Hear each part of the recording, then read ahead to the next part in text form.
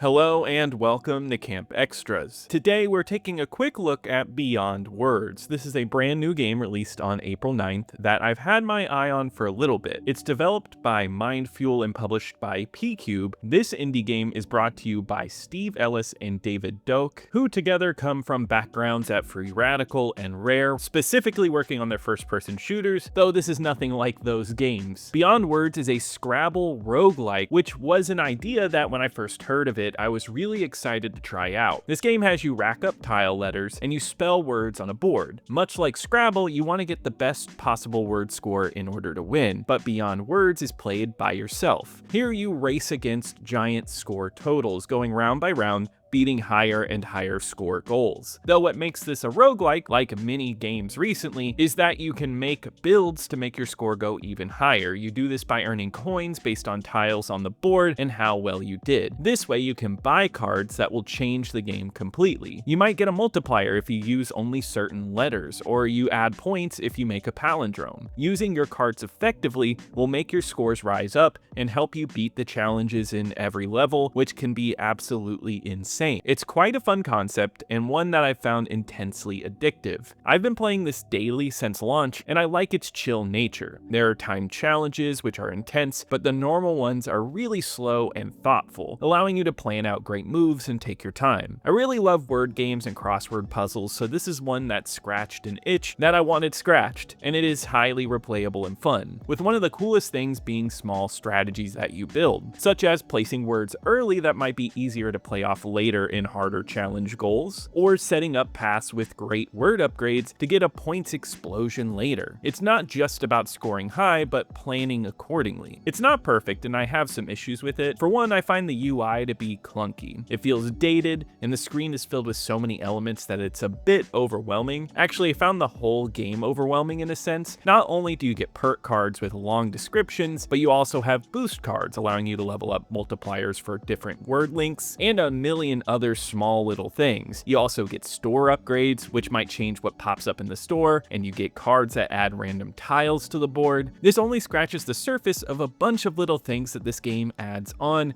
and it takes some getting used to. There are so many little modifiers, and the amount of logos or texts that fill the screen and how everything works together can sometimes overshadow the simplistic nature that this game has at its core. Though I must admit that the overwhelming feeling seems to dissipate after playing a few hours, and you can wrap your head around it after a little bit. I do still feel the UI is clunky, but the game itself is sound and fun. Not only that, I feel this is a game with indefinite replayability, especially with the large amount of special boards with special rules that are in this game. There's a lot here for any word nerd out there looking for a fresh take on a game like Scrabble. So it's one that I can lightly recommend. But let me know below what I should review next. I would love to hear from you. Subscribe if you want to keep up with more gaming videos like this, and check out my main channel, Camp Xbox, for reviews of Xbox games. And leave a like if you enjoyed the video. It really helps out the channel. And I'll see you here next time at Camp Xtras.